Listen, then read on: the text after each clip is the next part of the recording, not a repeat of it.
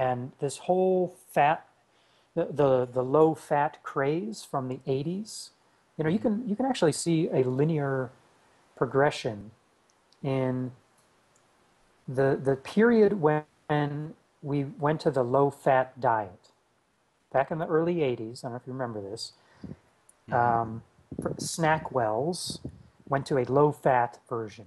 And they took out 4 grams of fat, but then they added 4 or 6 grams of sugar. But it was low fat. And Mm-hmm. it has everything to do with the rationale, the incorrect rationale of the doctors at the time that decided that the reason why people were dying from heart attacks was because the cholesterol that was clogging up their arteries was the result of eating red meat. And their thought process was this. They saw cholesterol built up in the arteries causing atherosclerosis, and people were dying because no blood was getting through to the heart muscle and they died of a heart attack. They said, all right, well, where's this cholesterol coming from? Well, cholesterol comes from food that has saturated fat in it. And what has saturated fat? Well, red meat. Ah, that's it. Stop eating red meat. And so in the early 80s, late 70s, early 80s, we stopped eating saturated fat. Well, our bodies needed, one, the energy that we weren't getting from the fat that our bodies have evolved to utilize, much better than sugar or carbs. Mm-hmm. And then um, the other thing was they were assuming that the saturated fat, or the cholesterol in the saturated fat, was getting into the arteries because of what we were eating. And it turns out that that's incorrect. What actually has happened, and we now understand this, our bodies do a very good job of maintaining a very tight pH of the blood. It's 7.34 to 7.45 or something like that. Any change to that very small level of pH in the blood causes problems.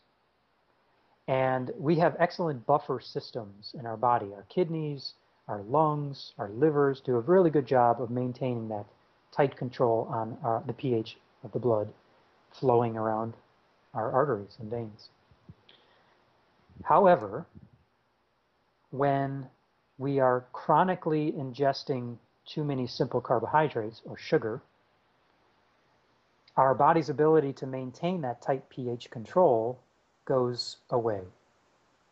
And when you hear the phrase insulin resistance, it's because our tissues are no longer sensitive to the insulin that we produce when we eat sugary meals. So you eat a sugary meal, your pancreas secretes insulin to take all that blood glucose, the sugar floating around in the bloodstream, to all the places that it needs to go. The brain, the muscles, all the visceral organs. It's stored in the liver, it's stored in the muscles. However, any excess is then stored as fat.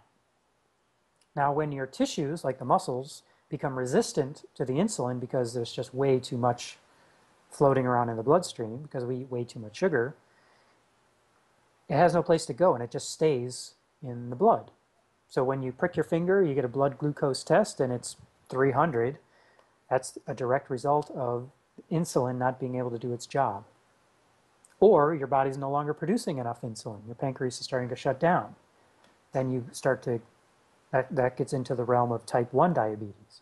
Type 2 diabetes is your body makes the insulin, but the tissues are insensitive to it. That changes the pH. And what happens is when your blood pH goes down, it becomes more acidic. And in the artery, on the inside wall of the artery, the lumen, it's very sensitive to those changes. And when it becomes more acidic, it becomes to get inflamed. And when it gets inflamed, it starts to crack and it bleeds.